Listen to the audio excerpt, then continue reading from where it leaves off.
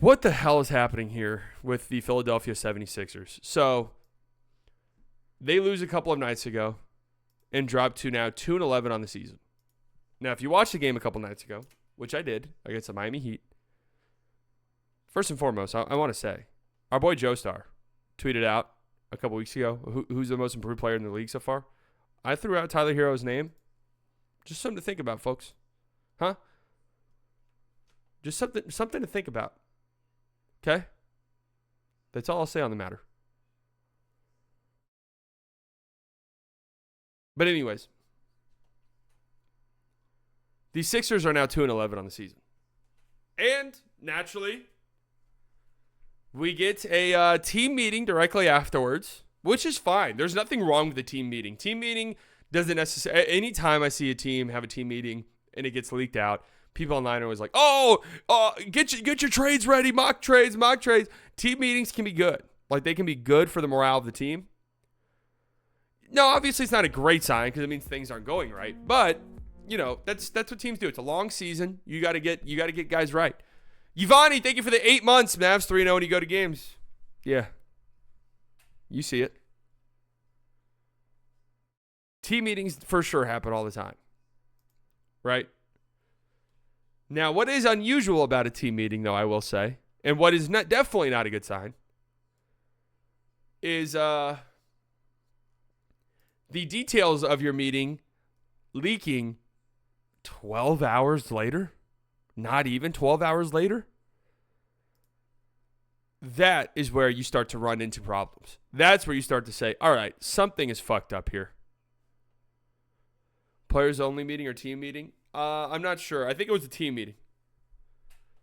Players only meeting, typically, again, I wouldn't say is that rare or uncommon, and I don't think it usually means much.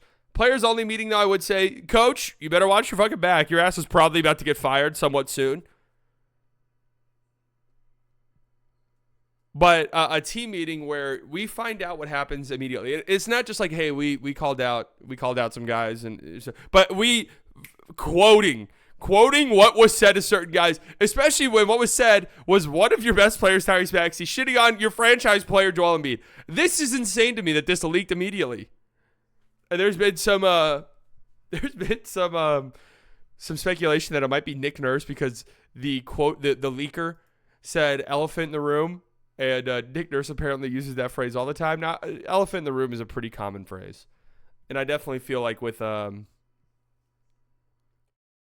you're talking about like a team meeting, elephant in the room is something that's going to be said all the time. So that's not that weird to me. But let's read this. This is from Shams Strania. Amid a 2-11 start that has them in last place in the Eastern Conference, that is fucking crazy. I saw a Trill Bro dude, friend of the show,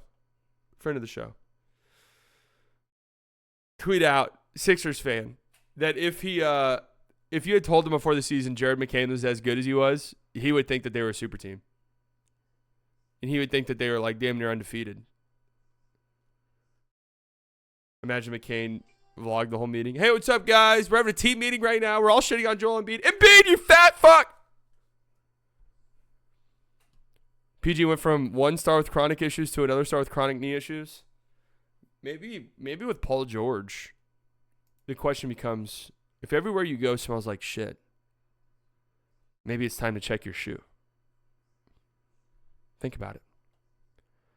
I mean, I know he's joking, but he on his podcast, which, by the way, is there anything worse? I'm so happy that nobody on the Mavericks does a podcast. But is there anything worse than a player podcast when your team stinks? I could say this right now. As a Cowboys fan, there's nothing more annoying to me than Micah Parsons' shit podcast reaching my Twitter feed after the Cowboys embarrass themselves yet again.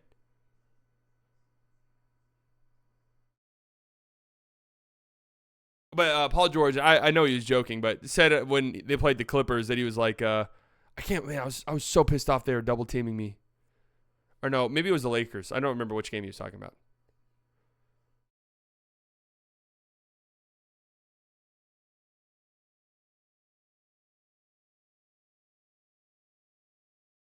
Where's the member button? Am I dumb? There should be a link in the description. But anyways, let's read this. The loss of the team's fourth in a row, sparking veteran guard Kyle Lowry to call for the meeting. So we already know who called for the meeting. I mean, we know every detail about this meeting. A much-needed heart-to-heart and a call to action and urgency, sources told ESPN.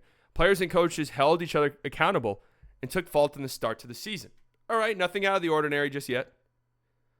Maxey, and here's where we get juicy immediately. Maxey challenged Embiid to be on time to team activities, calling out the 2022-23 league MVP about being late for everything and how it impacts the locker room. From other players to the coaching staff, sources briefed on the meeting told ESPN. Maxey and Embiid have a close friendship and a history of holding each other accountable, according to those around the team. Tyrese loves big fella, but this is the elephant in the room, a person involved in the meeting told ESPN. Players told 76ers coach Nick Nurse they want to be coached harder, and coaches in turn said they want players to practice with purpose and attention to detail. All right, Nick Nurse definitely leaked this then. All right, we got to the bottom of that. We got to the bottom of that one. I can just tell from that quote right there that was definitely Nick Nurse. Skinny Bob, welcome to the Slightly Delusional Club. Hey, salute.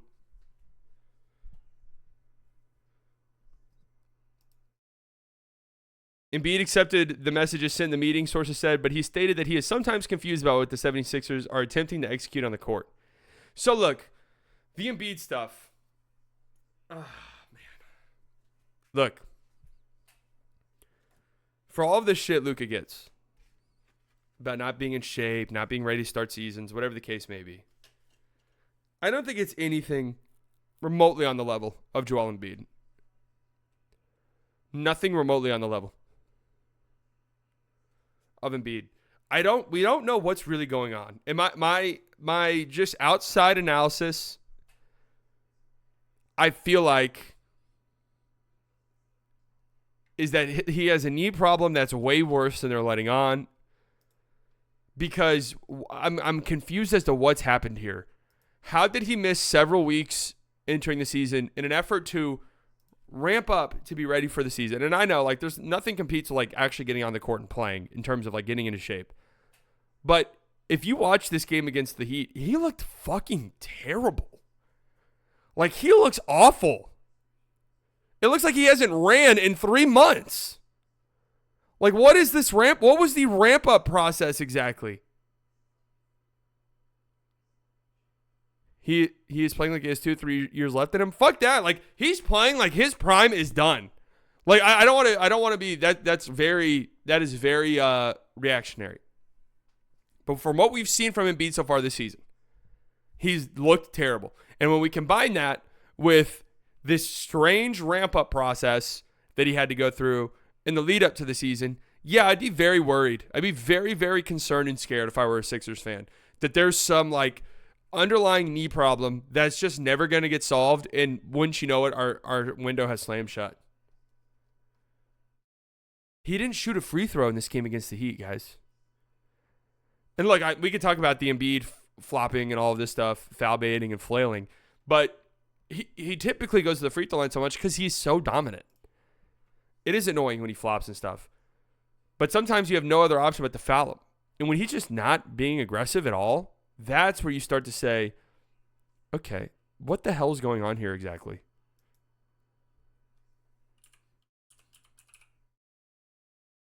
What the hell is going on here? Who's to blame? Is Joel Embiid cooked? Should we be scared about Joel Embiid? Does Joel Embiid have a problem? Would you trade Embiid for Powell right now? No. But anyways, so I find this interesting. I mean, players calling out their other players. Tyrese Maxey, from a lot of what I've heard about the Sixers team, Tyrese Maxey is like the lifeblood of the team, right? So Maxey calling out Embiid, not that big of a problem. Maybe you can look into Embiid being late for everything. I don't know. I mean, we're not there. We don't know what the fuck that even means.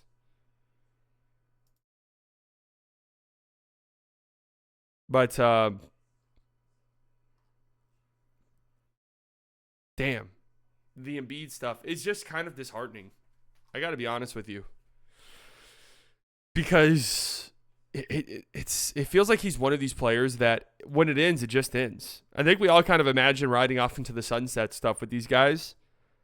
And Embiid, to me, feels like one of those players where it's just gone. Like one day, it's just the physicality, the quickness, the ability to like physically dominate guys just disappears. Partho at the 499, the report of Joel not understanding the offense is so much funnier now. Yeah, man, you weren't there when they explained it. yeah, I've seen people say that. That is pretty funny. That is pretty funny. I saw this. Again, these are the dumbest things. The odds if a player gets traded, where are they going? Are these ever accurate? Ever? Do not think they're going to trade Embiid. But the Pacers are number 1 at plus 200. What? The Mavericks have the 4th best odds here. What? There's no world where I can imagine the Mavericks doing something like this. No world whatsoever. Trading for Joel Embiid. That's something it sounds like the Heat would do. The Pelicans. Pacers have a package though. What would all right, let's get into the slop. What would a Joel Embiid trade package look like right now? Like right this second. Right this second. If it just got to a point where it was like, we have to trade Embiid. There's actually the reports weren't that accurate. There was a full-fledged fist fight in the locker room during this players only meeting. We have to trade Embiid. Like we have to trade him. There's just these things are spiraling. We need to trade him now. What is a package look like? Lively cap filler in the 2029 first. Is it fucking crazy to say don't think I would want to do that if I'm the Mavericks? Like it feels very scary tying yourself to Embiid at this point. Hartenstein, Lou Dort, Ousmane Dieng, and 5 first-round picks. Miles Turner, Jarris Walker, Andrew Nembhard, 2 first-round picks. All right, now that you mentioned the Pacers, that I could kind of see that. Like Miles Turner. It's not that I wouldn't trade Lively for Embiid. I would just be scared of getting into that business. Yeah, and that is the Clay, Kyrie, Embiid. Like, you pretty much have to win a championship now. I don't know. But interesting. We'll see. The Sixers, do they play tonight? They play the Grizzlies tonight in Memphis. Their next week or two will tell us a lot. If they keep kind of struggling and looking like they're sleepwalking, Paul George hasn't looked good at all. If it looks like they're still kind of like sleepwalking, we have something to be very concerned about. Very, very concerned. If they come out, guns a-blazing over the next couple weeks, then we can say, all right, I think they're figuring some shit out, and they're going to be good to go. But we shall see.